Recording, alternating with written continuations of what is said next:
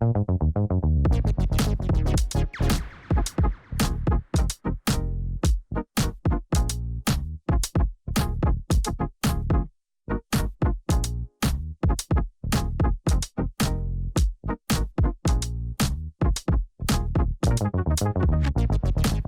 buenas tardes, ¿cómo están?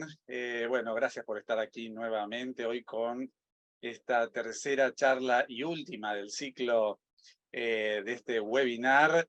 Y bueno, ya tuvimos las previas con la neuralgia posherpética con la doctora Miriam Rozenek y luego con la doctora Sandra Aronson, y ahora un lujo tenerlas juntas. No sé cuándo va a volver a repetirse esta situación, así que disfrutémoslas, las vamos a escuchar con un tema que es el tema del momento, que es la vacunación con la vacuna nueva recombinante para el herpes zóster, así que las escuchamos atentamente. Mil gracias por estar nuevamente con nosotros. Hagan las preguntas a través de YouTube, las vamos a ir respondiendo, y después, para tener los certificados, aquí en el Zócalo va a aparecer un email donde ustedes pueden escribir para luego que les lleguen las preguntas choice para hacer y así obtener el certificado por este ciclo, que es de 3 charlas.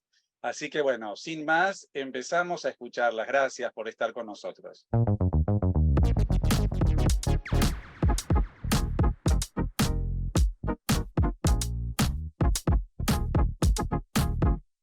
Gracias por la invitación. Bueno, antes de presentarnos, una cuestión que es que dimos las charlas al revés. Yo di carga de enfermedad y San dio neuralgia posherpética. Bueno, hola, ¿qué tal? ¿Cómo les va? Gracias por estar ahí. Bueno, yo soy la doctora Miriam Rozenek, la doctora Sandra Aronson, somos médicas geriatras e infectólogas ambas, y hoy vamos a charlar de este tema que está tan en boga, en serio, esta vacuna que acaba de licenciarse en nuestro país, que es la vacuna nueva para herpes zóster.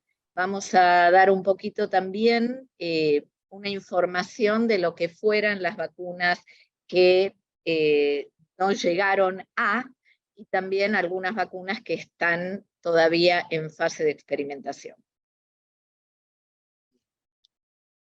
Bueno, entonces, a manera de introducción, o pasando por ahí algunas de las cosas que habíamos visto en las charlas anteriores, mencionar que el virus de varicela zóster es un virus neurotropo que obviamente se va a adquirir en la infancia y que después de un tiempo, por alguna circunstancia que puede ser inmunosenescencia o algún grado de inmunocompromiso, reaparece en la forma de herpes zóster, que son lesiones en la piel que salen a partir de el virus que está en el ganglio de la raíz dorsal. Tener en cuenta que a los 50 años, más del 95% de la población ha tenido contacto con el virus de la varicela zóster, y como había mencionado previamente, que la inmunidad celular es fundamental para la reaparición de este virus. El virus del herpes zóster se va a autolimitar en la mayoría de los pacientes, pero en algunos va a generar algún cuadro un poco más grave, y la complicación, como habíamos mencionado, más frecuente y más temida, que es la neuralgia posherpética. El tratamiento lo vamos a hacer, como habíamos mencionado, administrando precozmente el tratamiento específico, que es el aciclovir, como un antiviral, que lo que hace es limitar la replicación viral, y que, si bien dicen que no afecta la aparición de NPH, hay algunos trabajos que intentaron demostrar que bajando la replicación viral, la probabilidad de que ésta aparezca es menor. O sea, como lo mencionamos en el webinar anterior, digamos, el tratamiento para la neuralgia posherpética es complicado, y entonces la mejor estrategia para evitar esto sería que no apareciera el herpes zóster, ¿no? Entonces, en base a esto, es que a lo que están dedicadas las vacunas. Cuando uno es pequeño, niño, adquiere esta infección, la varicela, que es la primera aparición del virus zóster en nosotros, esto genera una respuesta tanto de la inmunidad celular como de la inmunidad humoral, y los refuerzos periódicos que se van produciendo con el contacto con el virus salvaje hacen que haya un umbral de protección que después de los 50 y 60 años va cayendo en forma natural, también no solo por la inmunosenescencia que afecta específicamente la respuesta humoral y celular, sino también puede ser que esto ocurra en los pacientes que, ya sea por su patología o por su tratamiento, se inmunodeprimen y por lo tanto se exponen a que al disminuir la respuesta protectora, vuelve a aparecer el virus desde la latencia, como explicó Sandra recién, y ahí la segunda aparición, que es el herpes zóster. Uno de cada 3 personas, como lo habíamos dicho en los webinars anteriores, va a tener herpes zóster en su vida, pero si esta persona tiene más de 80 años y no tuvo herpes zóster hasta ahora, la posibilidad de que lo tenga es 1 cada 2 personas. 1 cada 2 personas.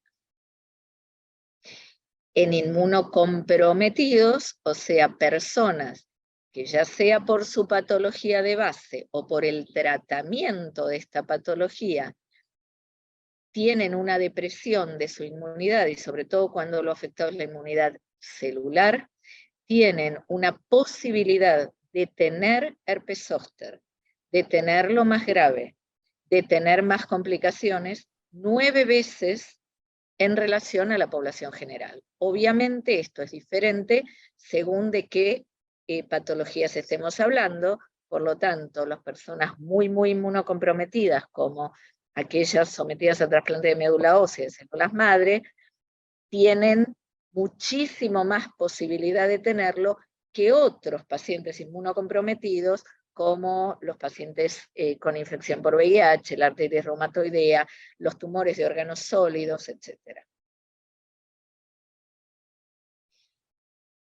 Esta es una diapositiva que nos facilitó el doctor Pablo Bombey, a quien le agradecemos, y que plantea en números reales, en nuestro país, esto se presentó en el Congreso de SADI del año pasado, ¿cuál es el escenario posible de cuántas personas tendrían herpes zóster en nuestro país sin vacuna o con vacuna?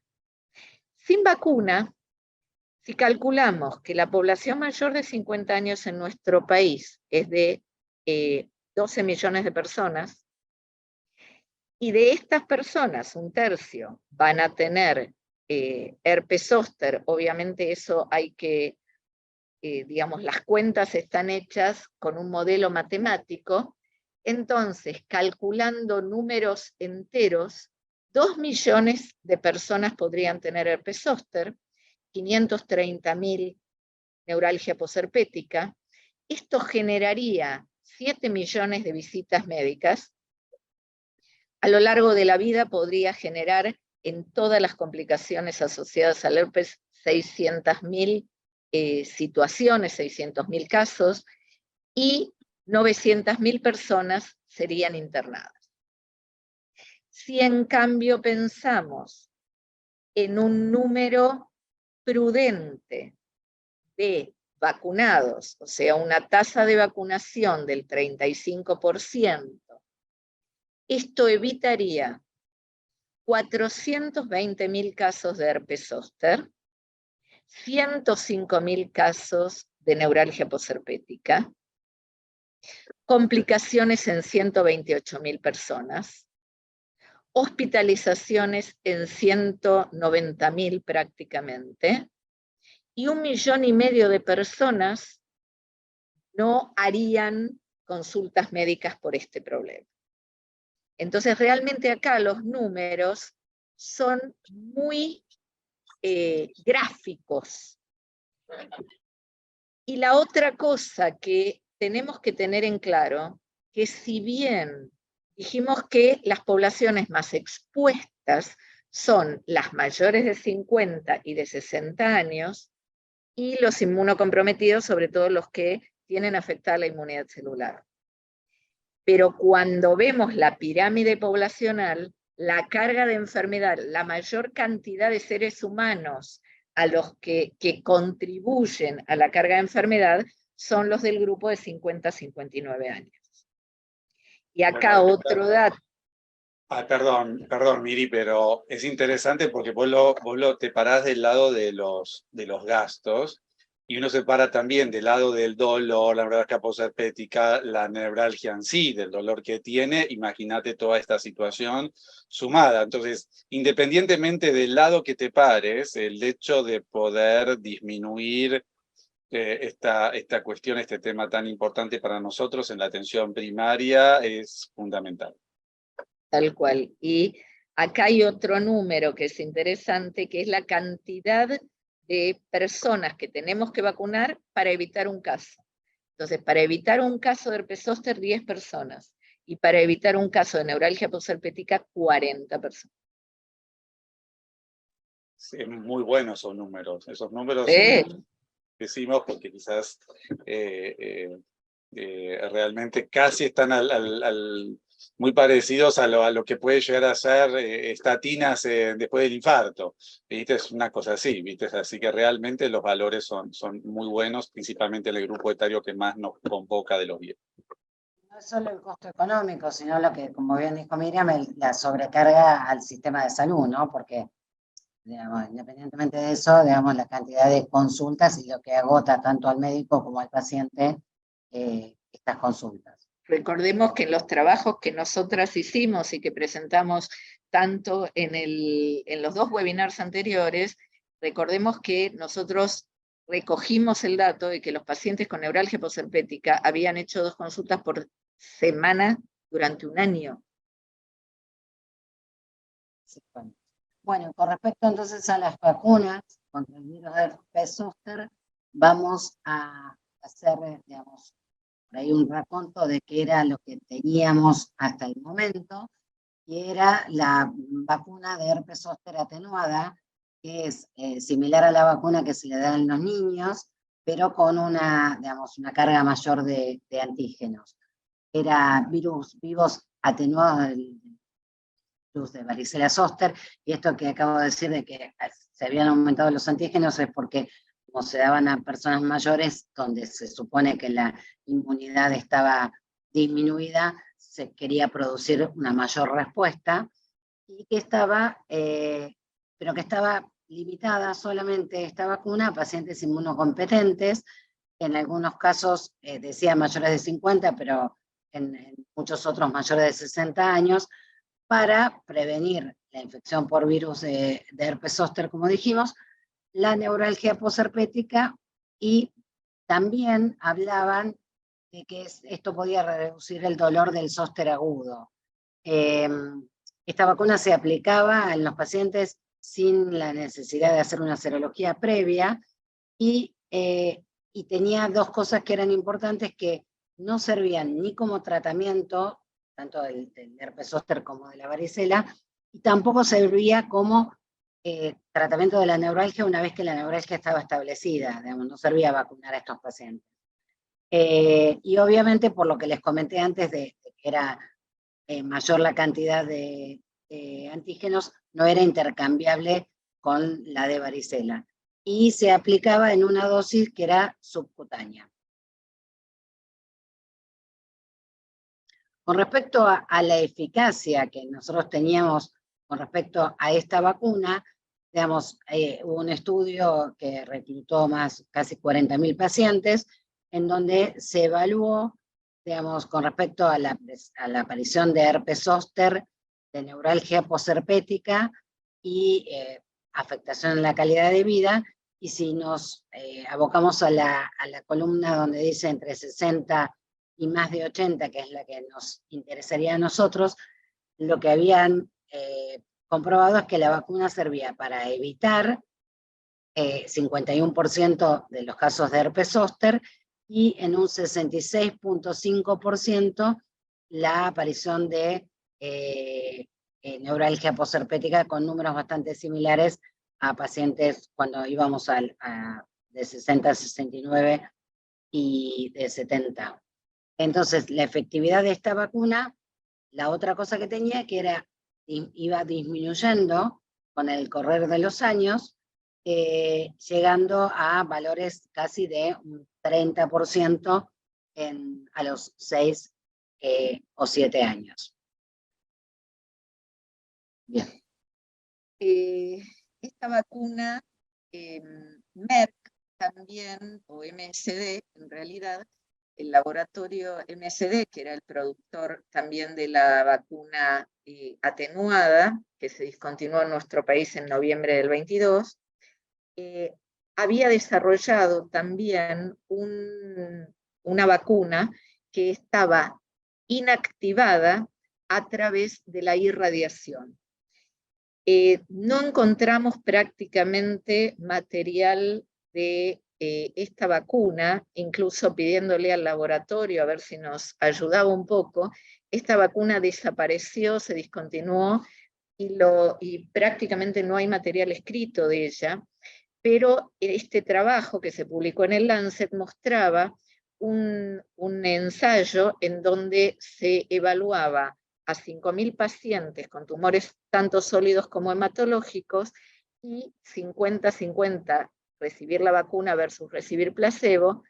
La respuesta en pacientes con tumores sólidos fue bastante importante, un 64%, pero la respuesta en aquellos con neoplasias hematológicas fue de menos del 17%, razón por la cual la vacuna no llegó a ver la luz. Esta vacuna se discontinuó y no hay restos de datos de ellas.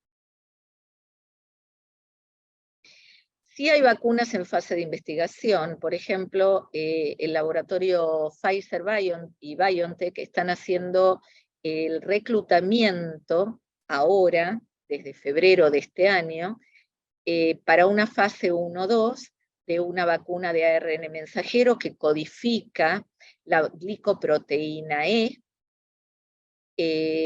Está reclutando alrededor de 900, o pretende reclutar alrededor de 900 personas mayores de 50 y hasta 70 años, y evaluarán, por supuesto, en fase 1 y 2, seguridad, reactogenicidad, y también cuál parte de la glicoproteína E va a ser la mejor para codificar y para seguir a fases posteriores.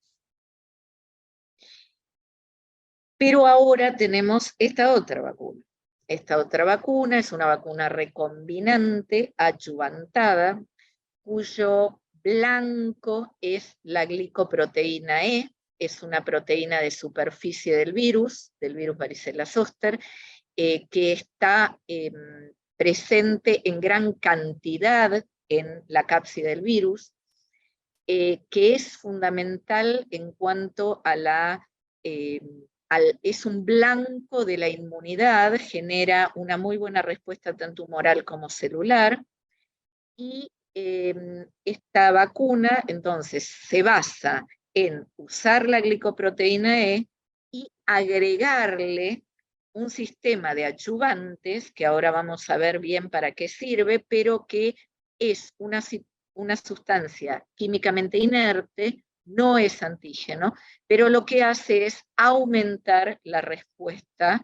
del organismo a la vacuna. La vacuna esta es una vacuna inactivada, o sea, es una vacuna que no tiene virus vivo como tenía la otra, por lo tanto, obviamente es adecuada para ser administrada en personas inmunocomprometidas. Se da 2 dosis separadas entre 2 meses y 6 meses, y se administra por vía intramuscular. La respuesta inmune a esta vacuna, lo interesante que tiene, fuera de que es excelente, más de un 90%, 97%, es que a diferentes edades de aplicación no cambia la respuesta, y además se mantiene en el tiempo. Y eso probablemente sea gracias al adyuvante. Entonces dijimos que tiene la glicoproteína E y este sistema adyuvante en donde se suman 3 pedacitos de adyuvante. ¿Qué hace el adyuvante? El adyuvante lo que hace es concentrar el antígeno en el lugar de aplicación, generar una mayor respuesta local. Esto también tiene que ver con que genera mayor reactogenicidad, o sea, molesta más lo local, por eso las reacciones adversas locales son mayores, más frecuentes. Cerca del 80% de las personas que recibieron la vacuna las presentaron, y esto genera un exquisito estímulo de la inmunidad, con lo cual hay mejor respuesta. Y no solamente que hay más respuesta en el momento, sino que se mantiene más en el tiempo. Miri, cuando vos te referís a reacción local, te referís a dolor, enrojecimiento, un poquito de edema, esas cuestiones que es las que estamos acostumbrados, que duran un par de días y se van sin mayores cuestiones. Sin mayores cuestiones, generalmente duran alrededor de 2 o 3 días y no, digamos, a nadie le pasó nada grave con respecto a esto. Entonces, con respecto a compararlas, lo que yo había mencionado al inicio y lo que Miriam acaba de decir, con respecto a la vacuna atenuada y la recombinante, bueno, la diferencia básica es esta, que es una es inactivada y la otra era con virus atenuado. La segunda diferencia importante es que esta vacuna sí tiene un adyuvante, cosa que no tenía la vacuna anterior. Que la inmunidad, como lo mencionó recién Miriam, se mantiene en el tiempo más que la vacuna a virus atenuada. Sin lugar a duda, la diferencia, ¿sí?, de 91% de eficacia contra, digamos, más del 90% contra la aparición de enfermedad y contra NPH, digamos, hacen que sea una vacuna atractiva, ¿sí?, para decirlo de alguna manera. Y bueno, obviamente la respuesta de la adyuvantada no está afectada por la edad, puede ser recibida también en pacientes inmunocomprometidos, y la diferencia sí, que esta es una diferencia clara, que es la de que la anterior era una dosis y estas son 2 dosis, y estas 2 dosis uno las puede, sí sabemos que tienen que ser por lo menos con una diferencia de 2 meses, pero pueden ser entre 2 a 6 meses en la segunda dosis. Y la otra es que es intramuscular cuando la otra era subcutánea. Y lo que no sabemos todo. Claro, que es interesante esto que vos ves, la eficacia contra la neuralgia posherpética, que en los trabajos en realidad la eficacia está porque disminuye la aparición del herpes zóster. O sea, no tanto, porque vos fíjate, 91 y 91, el que no tuvo, ¿viste? Pero es interesante eso, porque la respuesta idealmente disminuye en sí. Si lo tenés va a ser de menor intensidad y eso al parecer está por verse próximamente, pero el hecho de no tener el herpes, digamos, en sí, obviamente te baja la probabilidad de la neuralgia posherpética. Los que estuvimos detrás de esto, yo me acuerdo hace un par de años, también con Miriam me habíamos preparado. Cuando no teníamos nada, la vacuna virus atenuado nos parecía fantástico porque era lo único que teníamos, pero teníamos claro que los porcentajes de esta vacuna, y sobre todo cuando no está en calendario de vacunación y que tiene que ser pagada por el paciente, digamos, los números no eran para nada atractivos como para salir a dar una recomendación generalizada. Los estudios de Sandra había nombrado los estudios que tenían que ver con la vacuna atenuada, y estos son los estudios pivotales de la vacuna adyuvantada. Estos estudios son el SOE 50 y el SOE 70, los números tienen que ver con la población reclutada para el análisis. SOE 50 fueron, más o menos son 13.000 personas, 14.000 de cada uno de estos dos estudios, en donde el SOE 50 reclutó personas mayores de 50 y el SOE 70 mayores de 70. El estudio fue aleatorizado al observador ciego, el comparador fue un placebo. Este estudio se hizo en más de 18 centros en distintos países y en distintos continentes. Latinoamérica participó a través de Brasil y de México, creo. Argentina no participó en los estudios SOE. Las personas recibieron 2 dosis de vacuna separadas por 2 meses entre las 2 dosis y tuvo un primer objetivo primario que fue, objetivo primario siempre primero, bueno, que fue evaluar la eficacia en cada uno de estos grupos etarios de la prevención del episodio de herpes zóster. Y secundariamente, también se evaluó en mayores de 70 años en una se agruparon todos los pacientes y todos, tanto los que habían participado mayores de 50 como los mayores de 70, en todo ese grupo, analizándolos a ambos juntos, se evaluó la prevención de herpes zóster y de neuralgia posherpética. Lo interesante, vean ustedes los datos, en el SOE 50, que separando a los grupos en distintas decenias de edad, los mayores de 50, los que llegaban hasta 60, los que llegaban hasta 70 y los mayores de 70, la prevención de herpes zóster fue muy similar y en todos los grupos mayor al 96%. Cuando analizaron los datos agrupados o sea, con más peso de las personas mayores de 70 años, si bien la eficacia de la vacuna bajaba, era alrededor del 91%, lo cual es un golazo absoluto, es realmente un número muy interesante. Los efectos adversos locales, como ven, y acá viendo la primera y la segunda dosis, vemos que fundamentalmente son efectos adversos, la primera dosis en celeste, la segunda en rosa. Los efectos adversos locales fueron fundamentalmente dolor, eritema e hinchazón, y los efectos adversos sistémicos, que fueron un poquito más importantes en la segunda dosis, fatiga, molestias como dolores de cabeza, mialgias, escalofríos, que bueno, son los efectos generales que también vimos en otras vacunas. Lo que tenemos más cerca mentalmente es el COVID.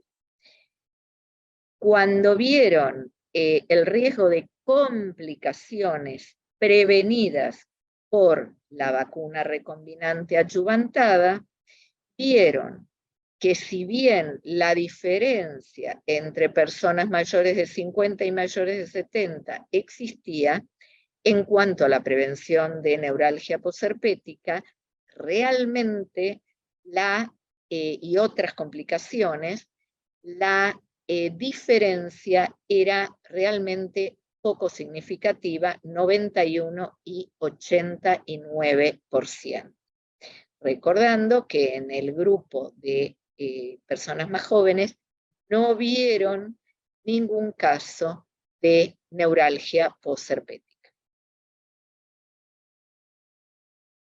También se evaluó en otro estudio, y también patrocinado por el laboratorio productor, que es GSK, se vio qué pasaba con los pacientes que previamente habían sido vacunados con la vacuna atenuada, y este estudio se hizo en personas que habían sido vacunadas por lo menos 5 años antes, y vieron que la respuesta tanto humoral como en el gráfico que viene vamos a ver que la respuesta de inmunidad celular fue similar, o sea que la inmunogenicidad de la vacuna fue similar en los pacientes prevacunados con vacuna atenuada como aquellos pacientes que nunca habían recibido vacuna contra herpes zóster. Y también evaluaron que en personas con distintas comorbilidades, la respuesta fue similar. Entonces, tanto en personas con hipertensión, dislipidemia, diabetes, reflujo gastroesofágico, enfermedades como el hipotiroidismo, la depresión, la cardiopatía coronaria, la respuesta no varió por la presencia de una o más comorbilidades. ¿Qué pasó en los... Sí. Ay, discúlpame, Miri, pero qué bueno ese dato, porque son nuestros pacientes. O sea, que claro, tal cual. Cosas que uno siempre piensa. Y yo te escucho y estoy pensando, a ver, cómo uno va a charlar con el paciente a la hora de la indicación, ¿no? Entonces, todas las cosas, ambas están como dándonos a nosotros letras, a la hora de poder de alguna manera convencer en la prescripción de esta vacuna nueva. Y por eso yo decía que la verdad que los argumentos que teníamos para la vacuna anterior eran bastante pobres. Entonces, eso era lo que nos limitaba y por eso tan bajo el porcentaje de gente, independientemente de que no está dentro del calendario de vacunación, de que se hubiera vacunado. Acá tenemos distintos estudios, el 02, el 039, que fueron estudios que se hicieron, por supuesto, con muchísima menos cantidad de pacientes, pero todos inmunocomprometidos, por distintas causas.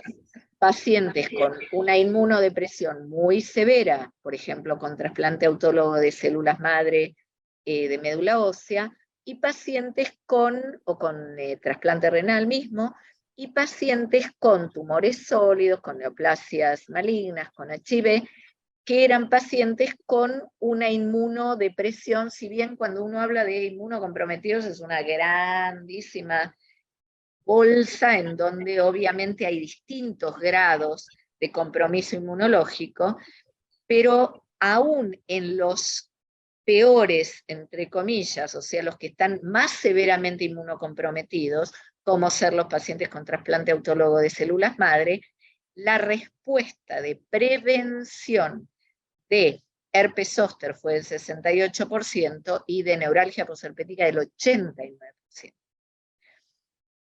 Bueno, entonces, en realidad, como para ir terminando, vamos a mencionar cuáles eran las indicaciones que, según la Comisión de Vacunas de la Sociedad Argentina de Infectología, que son del 2019, aclaro esto porque es cuando no estaba todavía aprobada esta vacuna, cuáles son las indicaciones para la vacuna de herpes zóster. Entonces estaba indicado para la vacuna para todos los adultos a partir de los 60 años que no hubieran tenido, digamos, el antecedente de haber tenido vacunación previa. La administración de la vacuna en grupos de mayor edad se consideraba una estrategia de protección menos eficaz contra el desarrollo de enfermedad, pero con una eficacia que podía ser un poquito mejor para la neuralgia posherpética. Había que considerarla en mayores de 50 que tuvieran por ahí mayor vulnerabilidad para la enfermedad del herpes zóster, como algunas cosas que mencionamos antes, enfermedades reumatológicas, insuficiencia renal, enfermedad pulmonar, pacientes que tuvieran asplenia o que estuvieran en lista de trasplantes o alguna inmunodeficiencia. Bien, y la vacuna podía ser administrada considerando el riesgo de recurrencias y los datos que teníamos de seguridad de esta vacuna, pero el momento más oportuno no estaba definido. Y se sugería, ¿sí?, que había que esperar después del episodio, porque como dijimos no servía para el episodio agudo, para administrar esta vacuna había que esperar entre 1 y 5 años después del episodio agudo de herpes zóster. Y esto tenía que ver con cuándo la mayor aparición de nuevos episodios en una persona que ya lo había tenido.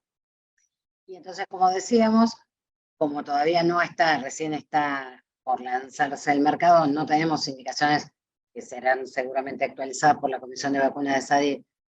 En estos días estarán apareciendo las nuevas recomendaciones del Comité de Vacunas de la Sociedad Argentina de Infectología, ya pensando en la vacuna recombinante achuvantada, que es la que estará llegando a nuestras posibilidades en estos días. Entonces, lo que tenemos acá son las indicaciones del Centro de Control de Infecciones de los Estados Unidos, que es una vacunación de rutina en mayores de 50 años.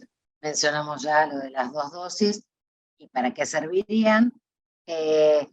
Un detalle no menor es que es independiente de que el paciente haya tenido herpes zóster o que haya recibido la vacuna previamente.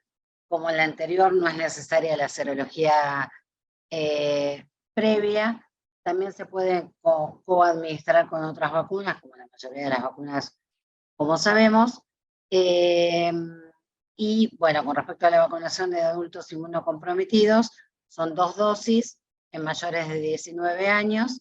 Si el paciente va a tener algún grado de inmunocompromiso por algún tratamiento, debería recibir las 2 dosis previamente a iniciar el tratamiento. En los pacientes adultos que hayan tenido un episodio de zóster previo, no está claro el momento de aplicación, pero ya dijimos que no es en el episodio agudo. Y nada, que en base a la edad en la que se había aplicado Zostavax, lo que dijimos recién, que se puede entre el 1 y 5º año administrar la primera dosis, pero la segunda dosis no debe ser administrada más allá de antes de los 2 meses. Y lo importante es que esta vacuna ya está en práctica, o ya se está aplicando en 18 países en el mundo.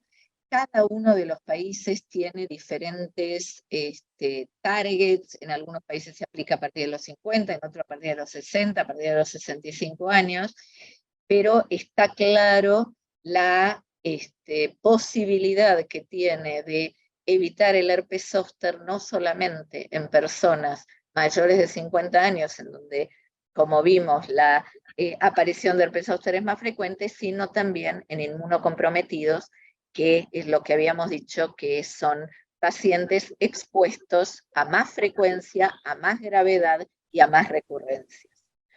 Recordar que esta vacuna, como tiene el adyuvante, es más reactogénica, o sea que da más efectos adversos locales, pero que en general son autolimitados en los primeros 3 días y que no implican que no se pueda recibir la segunda dosis, que además de esta vacuna hay otras vacunas en danza, como vacuna de ARN mensajero que está reclutando para fase 1 y fase 2, que otra de las ventajas de esta vacuna es que no está afectada la respuesta en relación a la edad ni a la presencia de comorbilidades frecuentes en personas mayores de 60 años, que previene tanto la neuralgia posherpética como también el episodio de herpes zóster en mayores de 18 años inmunocompetentes e inmunocomprometidos,